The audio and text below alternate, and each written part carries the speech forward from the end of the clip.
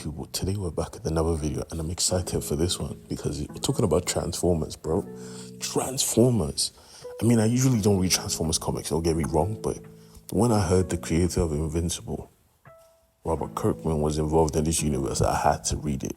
And Jesus Christ, issue 1, Transformers 2023 was a banger. This was just after the events of the Vietnam War. We see the death of Optimus Prime and some humans, and a little kid talking to his father in a bar, trying to wake him up and tell him to come home. But clearly his father and him they don't have a good relationship, you feel me? But there was always one person who could stand by, his best friend. Spike and Carol were inseparable. And tonight was unlike any other night they would ever experience together because they were going to watch the stars.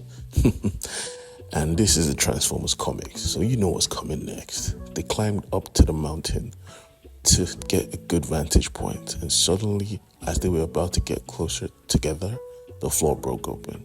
They tripped so deep into the cave, I'm surprised they're still alive. And when they woke up, they were shocked at where they stood. They literally stood on a spaceship. Ridiculous. Because this universe was unlike any other Transformers universe. This universe is dark. Standing and walking close to the hallway, they saw a room filled with the corpses of all the beloved characters we've come to know and love. Decepticons and Autobots. But one of them was awake. Jetfire, the only single Decepticon left. Or should I say Autobot convert. He was the first to awaken in his assimilated form, the Jet. Turning on the Teletran, whose function was to assemble dead Autobots and Decepticons. And funny enough, the first one that was awoken was Starscream himself, this psychopath. And his first act, immediately after being reborn, was to pull out his blaster and blast Bumblebee in the face, instantly killing him. This was Bumblebee. Even Jetfire was like, what are you doing, bro? Chill. It was not at all honorable in the first place. And at that moment, karma was about to catch up because someone was being awoken by the Teletram as well. Someone that wasn't an ally. Jetfire tried to calm Starscream down, but Starscream wasn't having it, blasting Jetfire in the gut. At that moment, when he was about to end everything, Optimus came through and knocked his ass flat on the ground. Instantly, Optimus called him out on his bullshit. Shooting people while they're helpless on the ground. That is not the warrior way. Giving him the maddest suplex ever. Optimus Prime stood on business. But at that second, in the corner of his eye, he saw some humanoids running. He had to stop because all life was precious to him. But Starscream took that as an advantage, trying to kill Optimus on the spot. But the thing about Autobots is, they're never alone. Because at that second, Ratchet came through, kicking the absolute shit out of Starscream, picking up Optimus and getting behind cover because Starscream was looking for blood. And at that moment, the Teletram was bringing back Autobots and Decepticons at the same time. And Starscream wanted that to be only Decepticons, unleashing his wrath. Optimus Prime was not going to let that happen. But before he could stop anything, Soundwave was awakened. And you know Soundwave stood on business as well, launching a rocket directly at Optimus Prime, knocking him clean off his feet. And when he awoken to his best friend on the floor, lying dead. I mean, this was Bumblebee. This was him, his boy. And you know Optimus had to back his boy. So you know this universe is going to be a little bit dark without Bumblebee. He took a second to mourn. Well, you cannot mourn on the battlefield. Starscream dragged his head and forced him to watch Bumblebee get obliterated again and again. But at that moment, the humans chose to help Optimus, handing him his Glock, allowing Optimus to get a few shots in to Soundwave's pop, and spinning away from Jetfire's leg. Optimus was not going down without a fight because he made the choice to destroy the same machine that could bring back all of his people just to protect this one planet.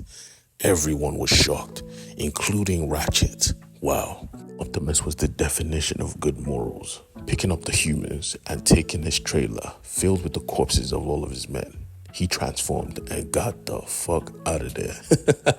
I mean, he had to escape. He had just committed a big crime. How do you destroy the machine that could save your race? Starscream wanted his ass gone. Taking this one opportunity and seeing that the Autobots were weakened, he chased them down. And at that moment, we see that Jetfire was still alive, deciding to transform and assist Optimus and his people in their escape. He chased down, in his jet form, Starscream and every other Decepticon, firing all at them. This was his people.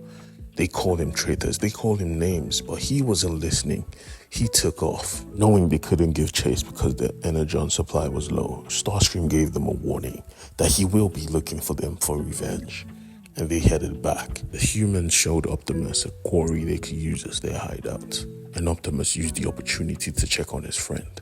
He tried to heal him with the Matrix of Leadership, but he was already gone. Optimus had lost another brother. We see Starscream and his people realizing that the machine could not be fixed. And right now they had depleted energon supplies. So Starscream was charged with searching for more energon. And he was pissed off. Why do I have to search?